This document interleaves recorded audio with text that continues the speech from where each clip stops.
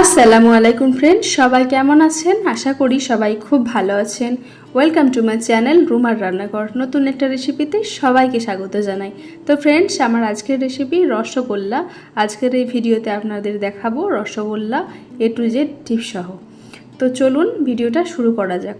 প্রথমেই একটা পাত্রে আমি দুধ নিয়ে নিচ্ছি ছানাটা কাটানোর জন্য। একটা পাত্রে আমি 1 লিটার নিয়েছি আর একটা পাত্রে আমি নিয়ে নেব 2 লিটার পরিমাণ। তো টোটাল এখানে 3 লিটার পরিমাণ দুধ আমি এখানে নিয়েছি মিষ্টির বানানোর জন্য। তো ছানাটা কিভাবে কাটাবেন সেটারও টিপস আজকে এটাতে দিয়ে দিয়েছি এই ভিডিওতে। তো আপনারা প্রথম থেকে শেষ অবধি দেখলে নিশ্চয়ই বুঝতে পারবেন এবং বাড়িতেও খুব সহজে বানিয়ে ফেলতে পারবেন রসগোল্লা। তো দুটো পাত্রে আমি দুধ বসিয়ে দিয়েছি এবং দুধগুলোকে অনবরত নাড়তে চাড়তে ফুটিয়ে ফেলতে হবে।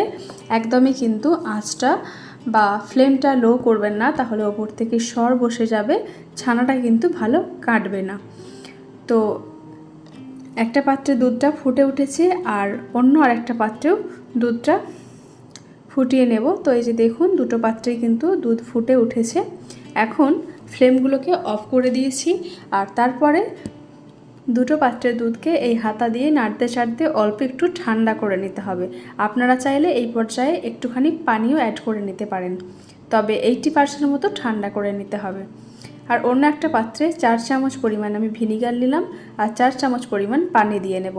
এবার এটাকে খুব ভালো করে মিক্স করে যখন 80% মতো ঠান্ডা হয়ে যাবে দুধটা, তখন এর মধ্যে ভিনিগারটা আর পানি মিশ্রিত যে মিশ্রণটা সেটা আমি এর মধ্যে দিয়ে নিচ্ছি। তো এটাই যেহেতু 2 লিটার পরিমাণ দুধ রয়েছে, তাই এটাতে একটু ওই মিশ্রণটা বেশি লাগবে এবং দেওয়ার পরে হাতা দিয়ে হালকা হাতে নেড়ে নিতে হবে, একদম কিন্তু তাড়াতাড়ি করবেন না। আর অন্য একটা পাত্রে যেটাই কম দুধ ছিল সেটাতে বাকি পরিমাণ দিয়ে নিলাম। ওটাতে 2 লিটার দুধটা দিয়েছি 3 ভাগের 2 ভাগ আর এটাতে 1 ভাগ দিয়ে নিলাম। এবারে হালকা হাতে এটাকে নেড়ে চেড়ে নিতে হবে আর আস্তে আস্তে দেখুন ছানাটা খুব সুন্দরভাবে কেটে আসছে। এই প্রসেসে ছানা কাটালে ছানাটা কিন্তু একদম সফট থাকে।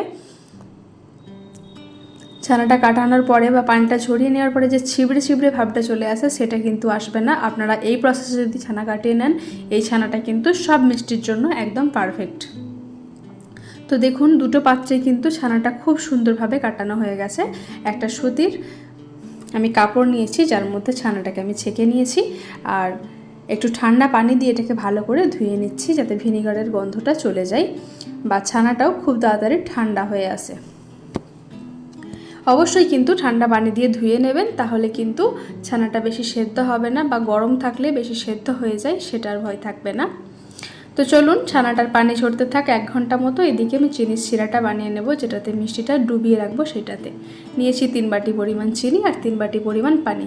এবার এটাকে আমি একটু নেড়ে দিচ্ছি। যখন এটা ফুটে উঠবে তখন এর মধ্যে আমি দিয়ে নেব 1 চামচ পরিমাণ পাউডার দুধ, অল্প একটু পানিতে গুলে নিয়ে। তো চিনিটা এখন ভালোভাবে গুলে নেওয়া হয়ে গেছে আর চিনির রসটা ফুটে উঠেছে। এই পর্যায়ে একটুখানি পানি আর দুধ মিশিয়ে আমি এখানে আমুল দুধ যে কোনো কোম্পানির নিতে পারেন দিয়ে এর মধ্যে আমি দিয়ে নেব। হালকা হালকা ফুটতে শুরু করেছে, এখন আমি এর মধ্যে দিয়ে নিচ্ছি ওই মিশ্রণটা। তো আপনারা দেখতে পারবেন এই পর্যায়টা বা এই প্রসেসটা ফলো করলে কিন্তু চিনির মধ্যে যে ময়লাটা বা নোংরাটা থাকে সেটা কিন্তু খুব সহজেই উঠে আসবে। এটাকে বলে ফিল্টার করা। অবশ্যই এটা করে নেবেন, তাহলে কিন্তু চিনির মধ্যে যে ময়লাটা সেটা থাকবে না, মিষ্টির রসটা একদম স্বচ্ছ হবে। তো প্রত্যেকবার চিনির নোংরাটা তুলে নেওয়ার জন্য অল্প এরকম করে একটু একটু পানি দিতে থাকবো আর নোংরাটা তুলে ফেলতে থাকবো। ফুটে উঠলেই দেখুন নোংরাটা কি সুন্দর ভেসে উঠছে আর একটা ছান্তাই করে বা একটা ছাঁকনি করে এভাবে তুলে ফেলে দিতে হবে। তো আমি যতটা চিনি নিয়েছি তার সেই সমপরিমাণ পানি দিয়েছি, এখন তার ডবল পানি দিয়ে নিতে হবে। অল্প অল্প করে আমি পানি দেব আর ফোটাতে থাকবো। দেখুন সুন্দরভাবে কিন্তু নোংরাটা উঠে আসবে। তো শিরাটা ফুটতে থাক ওইদিকে। ততক্ষণে একটা পাত্রে আমি নিয়েছি 5টা থেকে 6টা এলাচের দানা আর 1 চামচ পরিমাণ চিনি। এটাকে আমি ভালোভাবে একটু গুঁড়িয়ে নেব। ভালোভাবে বলতে জাস্ট আধ ভাঙা করে নিলেই হবে। ছানার মধ্যে এটা আমি দেব যাতে রসগোল্লার মধ্যে খুব সুন্দর একটা ফ্লেভার দেয়। তো চিনির শিরাটাকে আমি ফুটিয়ে নিয়েছি 20 থেকে 25 মিনিট মতো, আর একটা ছেঁকে অন্য একটা পাত্রে আমি রেখে দিচ্ছি। এই শিরাটার মধ্যে আমি রসগোল্লাটা যখন সেদ্ধ হয়ে যাবে তখন ওটাতে ডুবিয়ে রাখবো। আর সেম পাত্রে আরও একটা চিনির শিরা আমি বানিয়ে নিয়ে নিচ্ছি 2.5 বাটি পরিমাণ চিনি, 2.5 বাটি পরিমাণ পানি। ওই সেম প্রসেসটাই ফলো করতে হবে। দুধ গুলে দিয়ে নিলাম, আর চিনির ময়লাটাকে বারবার ছেঁকে ফেলে দিতে হবে বা চিনির রসটাকে ফিল্টার করে নিতে হবে। তো এখন এইভাবে সেম প্রসেসটা ফলো করে আমি প্রায় মিনিট 20 মতো এটাকে ফুটিয়ে নেব, আর এইভাবে ময়লাগুলো তুলে ফেলে দেব। তো এর ক্ষেত্রেও কিন্তু সেম প্রসেস, পানিটা কিন্তু এখানেও দ্বিগুণ লাগবে। তো এখন আমি ছানাটাকে নিয়ে নিয়েছি, প্রায় 1 ঘন্টা মতো ছানাটাকে আমি পানি ঝরিয়ে নিয়েছি। আর ছানাটা কিন্তু এখনও খুব শুকনো হয়ে যায়নি, এর থেকে বেশিক্ষণ ছানাটার পানি ঝরাতে দেবেন না, তাহলে কিন্তু একদমই শুকনো হয়ে যাবে, মিষ্টিগুলো কিন্তু ভালো হবে না। তো এইভাবে ছানাটাকে কচলিয়ে নিয়েছি, আর দেখুন ছানার মধ্যে যে গুটি গুটি থাকে বা দলা পেকে থাকে সেইগুলো খুব সুন্দরভাবে ভেঙে গেছে।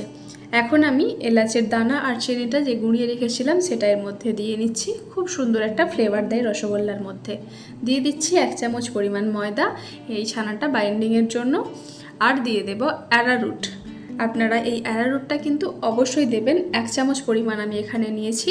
এই অ্যারারুটটা দিলে কিন্তু মিষ্টির গায়ে যে ফাটা ফাটা থাকে বা মিষ্টির গাগুলো একটু ছেড়ে ছেড়ে যায়, খসখসে থাকে, সেটা হবে না, মিষ্টির গাগুলো কিন্তু একদম মসৃণ থাকবে এই অ্যারারুটটা দিয়ে নিলে। তো চিনির রসটা যখন 20 থেকে 22 মিনিট মতো ফুটে উঠেছে তখন আমি একটা একটা করে মাঝখানে রসগোল্লাগুলো দিয়ে নিয়েছি। আর এখন আমি মিষ্টিতে ঝাঁক দেওয়ার জন্য বা মিষ্টিগুলো খুব ভালোভাবে সেদ্ধ করার জন্য এখানে দিয়ে দিচ্ছি 1 চামচ পরিমাণ ময়দা অল্প একটু পানিতে গুলে নিয়ে। দেখুন ময়দাটা দেওয়ার সাথে সাথেই সুন্দরভাবে কিভাবে ঝাঁক উঠেছে, মিষ্টিগুলো কিন্তু এই ঝাঁকের মধ্যেই সুন্দর ডুবে যাবে, আর মিষ্টিগুলো খুব সুন্দরভাবে সেদ্ধও হয়ে যাবে। আমি অল্প একটু ঢেকে দিচ্ছি, যখন পুরোপুরিভাবে মিষ্টিগুলো ঢাকা হয়ে যাবে দেখুন তখন একটু একটু করে আমি বাষ্পটা বের করে দেব, তা না হলে কিন্তু পড়ে যাবে। দেখুন মিষ্টিগুলো কতটা সুন্দর ফুলে উঠেছে। মিষ্টিগুলো কিন্তু খুব বেশি বড় আমি করিনি, মিডিয়াম সাইজ রেখেছি, তাতেই কিন্তু ফুলে কত বড় হয়েছে। তো এইভাবে একটা হাতা দিয়ে হালকাভাবে নেড়ে নিতে হবে, মিষ্টির গায়ে টাচ না করেই। তো নিচের থেকেই দেখুন সুন্দরভাবে ঘুরে যাবে, এইভাবে মাঝখান দিয়ে হালকা হাতে নেড়ে দিলে। তো আবারও আমি ঢেকে দেব, আর মিষ্টিগুলোকে সেদ্ধ করে নেব। প্রায় 27 মিনিট মতো সেদ্ধ করে নিয়েছি আমি। তো একটা পাত্রে আমি বাটিতে অল্প একটু পানি নিয়ে তার মধ্যে মিষ্টিটা দিয়ে নিলাম। যদি মিষ্টিটা ডুবে যায় তাহলে কিন্তু আপনার মিষ্টিটা খুব সুন্দরভাবে সেদ্ধ হয়ে গেছে, মিষ্টিটা কিন্তু পারফেক্টভাবে হয়ে গেছে। তো যেই পাত্রে আমি রসটা ঢেলে রেখেছিলাম সেই পাত্রে মিষ্টিগুলো তুলে আমি দিয়ে নিলাম। তো আবারও যে মিষ্টির রসটা রয়েছে সেটা কিন্তু ফুটছে, হালকা আঁচটা দিয়েছি, এবারে ফ্লেমটা কিন্তু বাড়িয়ে দেব, আর মিষ্টিগুলো একটা একটা করে দিতে থাকবো। তো এই যে ফুটে উঠেছে, আর দেখুন সাইজটা কীরকম রেখেছি, ছোট ছোট একদম, ঠিক মাঝখানটায় যেখানটায় ফুটছে বুদবুদ উঠছে ওইখানটায় কিন্তু মিষ্টিগুলো দিতে হবে। তো এক এক করে এখানে আমার সব মিষ্টিগুলোই দেওয়া হয়ে গেছে, এখন আমি ঢেকে দেব।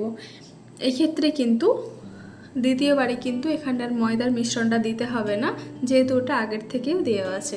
দেখুন কি সুন্দর ঝাঁকে উঠতে শুরু করেছে। তো এই মিষ্টিটাকেও আমি প্রায় 25 থেকে 27 মিনিট মতো ফুটিয়ে নিয়েছি, খুব সুন্দরভাবে সেদ্ধ হয়ে গেছে। তো মিষ্টিগুলো এখন কিন্তু পুরোপুরি রসটা টানেনি, প্রায় 4 থেকে 5 ঘন্টা মতো রেখে দিতে হবে, তাও অনেকটা রস টেনে নিয়েছে, ভেতরটা কিন্তু খুব সুন্দর হয়েছে।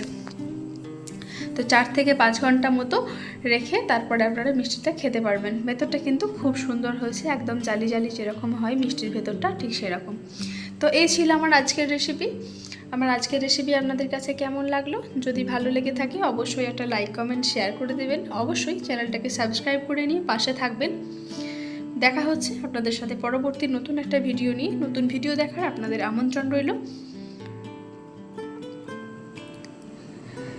আপনারা ভালো থাকবেন, সুস্থ থাকবেন, সাবধানে থাকবেন। অবশ্যই চ্যানেলটাকে সাবস্ক্রাইব করে নিয়ে পাশে থাকবেন।